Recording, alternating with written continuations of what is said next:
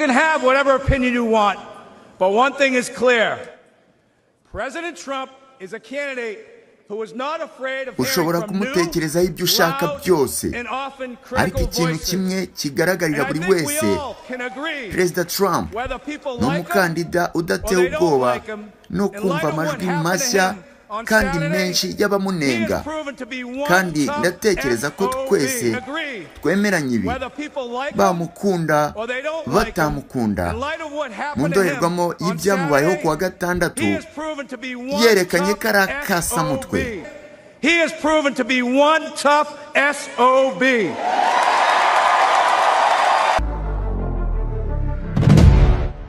Aha hari umuhango wo kwemeza bidasubirwaho ko Donald J. Trump azahagararira ishyaka ry'abarepublikani.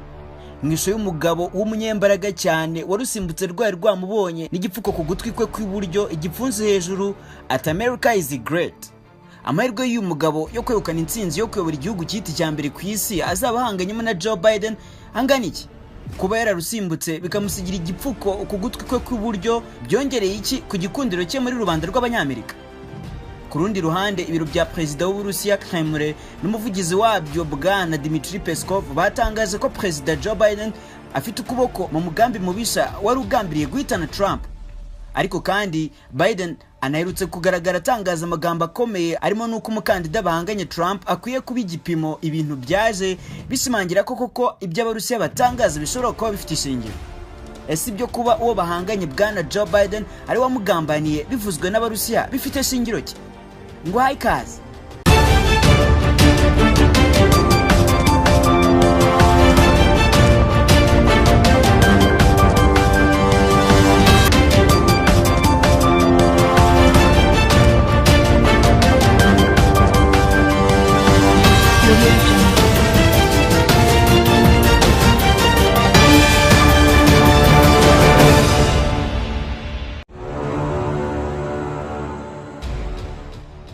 Nyuma y'iminsi birarashwe ku gutwi kwe kw'iburyo ubwo ari mu bikorwa byo kwiyamamariza guhagararira ishyaka ry'abarepublikani mu matora ya perezida wa Amerika, Donald Trump yamaze kwemezwa burundu nk'umukandida w'iri shyaka.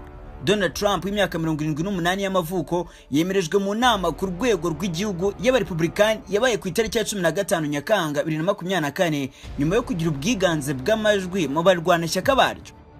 Nyuma yo kwemezwa burundu nk'uhagararira ishyaka, Trump yahise atangaza ko James David Vance usanzwe ari umusenateri uhagarariye leta ya Ohio nk'uzamubera vice perezida bagiye gukomezanya ibikorwa byo kwiyamamaza. Donald Trump yanditse amateka yo kuba umukandida wemejwe inshuro 3 zikurikiranya n'ishyaka ry'abarepublikani ngo rihagarare mu matora ya perezida. Izo nshuro niyo muri 2016 ubwo yatorwaga bwa mbere, muri 2020 atsindwa na Joe Biden, ndetse no kuri inshuro bagiye kongera guhatanira gusubira muri presidency ya Amerika. Igitangazamakuru gikomeye muri Leta Zunze Ubumwe za Amerika CNN cyanditse ko vice president mushya wa Trump asobanuye ibyo azashyira imbere naramuka atowe. Uyu musenateri James David Vance asanzwe ari umwe mu barepublikani bashyigikiye Trump, ndetse bahuriye no kuko badashyigikiye politike y'ububanyi n'amahanga ya Amerika. Mu ntangiriro z'uyu mwaka uyu musenateri yumvikanye yamagana Amerika n'Uburayi ku nkunga bari bakomeje gutera Ukraine mu ntambara, aho by'umwihariko yavuze ko igihugu cye gikwiye gushaka uko intambara ihagarara aho gukomeza kuyitera inkunga. Icyo gihe Perezida Vladimir Zelensky wa Ukraine yumvikanye nenga cyane Senateri Vance avuga ko uyu yirengagije abasivili iyo ntambara yari ikomeje guhitana, ndetse nawe yashoboraga gukomeza guhitana hatabayeho iyo nkunga ya Amerika. Abasesenguzi muri politiki ya Amerika bavuga ko nyuma y'uko Donald Trump arashwe icyizere cye cyo gutsinda amatora cyahise kizamuka cyane, ndetse kasa n'uwamaze kuyatsinda bitewe n'uko ubwo yarasikwaga amasasa akamuhusha byamugaragaje nk'intwari. Ni mu gihe mu ishyaka ry'abademokrate nabo bamaze kwemeza Joe Biden burundu nk'uzabahagararira amatora ya perezida, ariko ugushidikanya ku bushobozi bwe bwo gukomeza kuyobora bitewe n'izabukuru nako kukaba gukomeje kwiyongera. Byamaze gutangazwa kandi ko Senateri J.D. Vance azahurira mu kiganiro mpaka na Kamala Harris nawe uri kwiyamamariza hamwe na Joe Biden kukongera kumubera vice president. Nubwo ibyo byose bimeze bityo, ariko perezida wa Amerika Joe Biden ayashyigikiye imvugo ye aherutse kugaragaza atangaza kuri Donald Trump, ndetse avuga ko byari ingenzi kubigarukaho mu kiganiro cye cya mbere mu itangazamakuru kuva habigerageza ryo kwica umukeba we muri politiki. Bwana Joe Biden yavuze ko ibikorwa bye byo kwiyamamaza bifite inshingano yo gutanga ubutumwa busobanutse ku bijyanye n'inkeke itewe no kuba Trump yatsindira manda ya kabiri, yongeraho ko amagambo ye atari yakeneye koroshywa. Biden yabwiye umunyamakuru Lester Holt wa televiziyo NBC ko byabaye ikosa kuba yaravuze ngo igihe kirageze cyo gupimanya kuri Trump mu ijambo yavugiye mu gikorwa cyihariye cy'abaterankunga b'ibikorwa bye byo kwiyamamaza mu minsi yabanjirije igeragezwa ryo kwica Trump mu nama yo kuwa gatandatu muri leta ya Pennsylvania. Biden yarabisobanuye, yavuze ko yashakaga kuvuga ko abo mu ishyaka rye ry'abademokrate bakeneye kwibanda kurushaho kuri Trump, gahunda ze n'ibyo atangaza bitari ukuri, by'umwihariko ibyo yavugiye mu kiganiro mpaka bagiranye mu mpera y'ukwezi gushize. Mu kiganiro cyose kiri kuri televiziyo NBC, Biden yasobanuye neza ko atazareka kwiyamamaza nubwo hari abo mu ishyaka rye bwite babimusabye nyuma yo kwitwara nabi muri icyo kiganiro mpaka. Yagize ati ndashaje, ari nakavuga ko arusha Trump imyaka 3 gusa.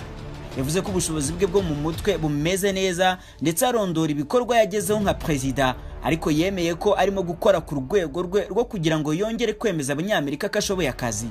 Ati ndabyumva impamvu abantu bavuga ngo mana we afite imyaka 81, mbega azaba ameze ati igihe azaba agize imyaka 83 cyangwa 84, ni ikibazo gifite ishingiro cyo kubaza. Yavuze ko kwizera kwe yagushyize mu batora bamushyigikiye cyane cyane mu matora y'ibanze yo guhitamo umukandida w'abademokrate. Ati mbatega amatwi. Perezida Biden yakomeje gusaba abanyamerika kugabanya ubushyuhe kuva kuwa gatandatu ubwo Trump yaraswaga isasu rigakora ku gutwi kwe. Umwe mu bari mu mbaga yarishwe naho abandi babiri barakomereka bikomeye muri icyo gitero. Abarepublikani bagera hafi ku 10 babyegetse kuri Biden no ku bandi bademokrate bavuga ko bashishikarije iryo gerageza ryo kwica Trump, by'umwihariko benshi banatanze urugero rw'imvugo ya Biden yo gupimanya. J.D. Vance watangajwe kuwa mbere ko aziyamamazanya na Trump akamubera vice president igihe yaba atsinze amatora nyuma y'iryo raswa, yavuze ko imvugo y'abademokrate yo gupimanya ijyanye n'umukandida wa Republican yagejeje ku buryo butaziguye kugerageza ryo kwica President Trump. J.D. Vance watangajwe kuwa mbere ko aziyamamazanya na Trump akamubera vice president igihe yaba atsinze amatora nyuma y'iryo raswa, yavuze ko imvugo y'abademokrate yo gupimanya yagejeje ku buryo butaziguye kugerageza ryo kwica President Trump. Ikinyamakuru Politico cyatangaje ko Biden yari yavugiye muri cya kiganiro n'abaterankunga ati mfite akazi kamwe kandi ako ni ugutsinda Donald Trump. Nizeye neza ko ari njye muntu mwiza cyane ushobora gukora ibyo. Rero twarangiza ibyo kuvuga ku kiganiro mpaka, igihe kirageze cyo gupimanya kuri Trump. Ku cyumweru mu ijambo yavugiye mu biro bye, Perezida Biden yamaganye icyo gitero, anasaba abanyamerika gutera intambwe idasubira inyuma, aburira ko imvugo ya politike muri iki gihugu ngo yari yashyushye cyane. Abajijwe mu kiganiro kuri NBC niba we yarateye intambwe isubira inyuma ngasuzuma amagambo yakoresheje mu gihe cyashize arebe niba harimo ikintu kimwe cyashoboraga gushishikariza abantu badashyira mu gaciro, Biden yavuze ko imvugo rutwitsi itaturutse kuri we. Biden yagize ati sinakoresheje iyo mvugo, uwo duhatanye niwe urimo gukoresha iyo mvugo. Yakomeje agira ati ntabwo ari njye muntu wavuze ko nshaka kuba umunyagitugu guhera ku munsi wa mbere, ntabwo ari njye muntu wanze kwemera ibyavuye mu matora. Urwego rw'ubushinjacyaha rwa Amerika FBI rwatangaje umwirondoro uwarashe Trump, ruvuga ko ari Thomas Matthew Crooks wari ufite imyaka 20, wari umukozi wo mu gikoni wo mu mujyi wa Bethel Park muri leta ya Pennsylvania, wiyandikishije ko yari umurepublikani. Mudawusha wo mu mutwe urinda abategetsi bo hejuru n'abahoze ari abategetsi bo hejuru yarashe Crooks aramwica ubwo yari amaze kurasa kuri Trump. Iri raswa rya Trump, Biden n'abademokrate be bashinjwa ryanashimangiwe n'ibiro bya perezida w'Uburusiya.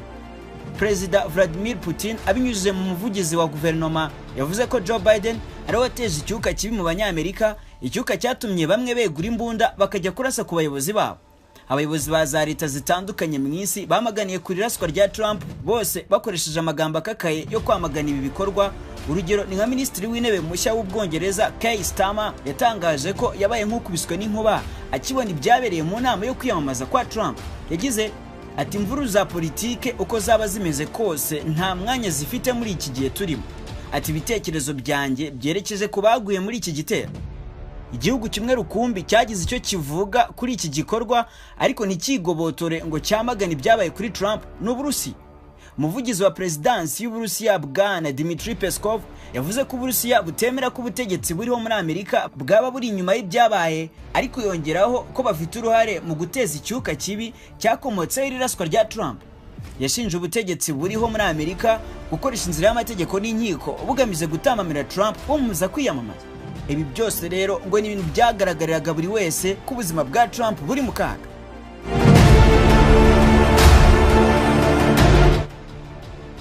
Ariko se iri raswa rya Trump ntiryaba ryaramuzamuriye igikundiro bikongera amahirwe yo kwegukana intsinzi mu matora yegereje? Inzego z'umutekano za Amerika zikwiye gukemangwa nyuma y'iki gitero cyiswe cy'iterabwoba ku butaka bwa Amerika cyari kigambiriye guhitana umutegetsi ukomeye ku rwego rwa perezida. Wowe bibona ute?